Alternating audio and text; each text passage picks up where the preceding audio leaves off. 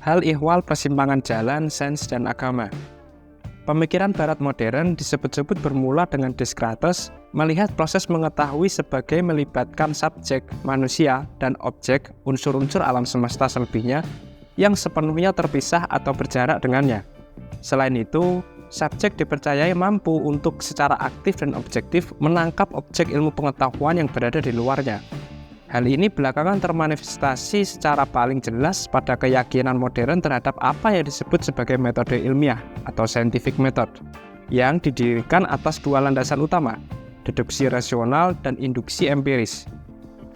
Deduksi rasional adalah sebuah proses penalaran yang di dalamnya sebuah kesimpulan ditarik dari suatu himpunan premis-premis. Sementara induksi empiris adalah proses penalaran yang di dalamnya sebuah kesimpulan ditarik dari himpunan data empiris. Dengan variasi di sana-sini, apakah paling cenderung kepada rasionalisme atau empirisme? Metode ilmiah ini pun diakui sebagai satu-satunya metode yang valid. Belakangan kita dapati klaim bahwa metode ilmiah sebagai satu-satunya metode perolehan pengetahuan mendapatkan gugatan yang serius. Selama kurang lebih setengah abad belakangan, gagasan mengenai metodologi yang lebih pluralistik makin meluas di antara ahli-ahli filsafat dan sejarawan ilmu pengetahuan. Di antara mereka, gagasan tentang anarkisme metode sebagaimana yang dipromosikan oleh Feyerabend adalah yang paling menonjol.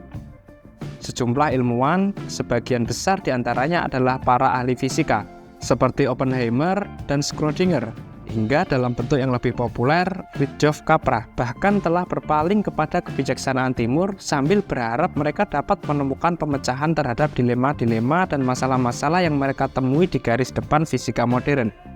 Memang, jika kita pelajari sejarah ilmu pengetahuan, metode ilmiah seperti ini sesungguhnya barulah berumur tak lebih dari 5 abad, yakni sejak masa yang disebut sebagai revolusi ilmiah pada tahun 1543 sampai 1600-an.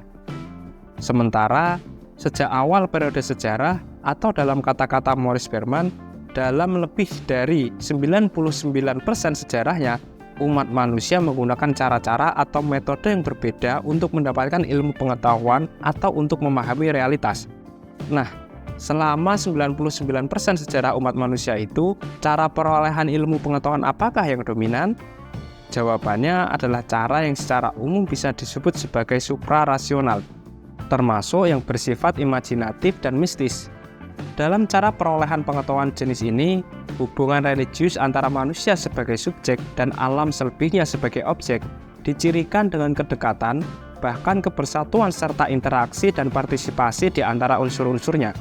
Sehingga, sebagai konsekuensinya, proses mengetahui lebih bersifat ontologis eksistensial ketimbang epistemologis, yakni sesuatu hubungan yang dicirikan oleh perjumpaan eksistensial kedua unsur yang terlibat dalam proses mengetahui ketimbang keterpisahan subjek dengan objek, sebagaimana terungkap dalam dualisme Kartesian. Sayangnya, belakangan peradaban umat manusia setelah itu berjalan ke arah penafian metode-metode pencarian di luar apa yang disebut metode ilmiah itu. Jika kita lihat sejarah ilmu pengetahuan, hal ini tak terpisahkan dari sejarah pemberontakan terhadap gereja ketimbang merupakan hasil suatu studi mendalam akan agama. Jadi, penyebabnya lebih bersifat historis, sosiologis, bahkan politis. Telah muncul trauma di kalangan intelijensia dan para pemikir kemanusiaan akan peran negatif gereja atau lembaga keagamaan yang menyebabkan apa saja yang muncul darinya ditolak mentah-mentah sampai sekarang ini. Keberhasilan zaman pencerahan yang disusul dengan perkembangan sains dan teknologi yang sebegitu gegap gempita akhirnya makin meneguhkan euforia atas sains modern dan penolakan apa saja yang berada di luarnya. Padahal, jika kita pelajari lebih jauh, hal-hal yang dikritik dari agama dan sesungguhnya dalam filsafat juga dalam hal problem keandalan untuk mendapatkan pengetahuan yang benar juga bukannya sama sekali absen dalam sains. Dengan kata lain, sains bukannya sepenuhnya bebas dari problem-problem metodologis.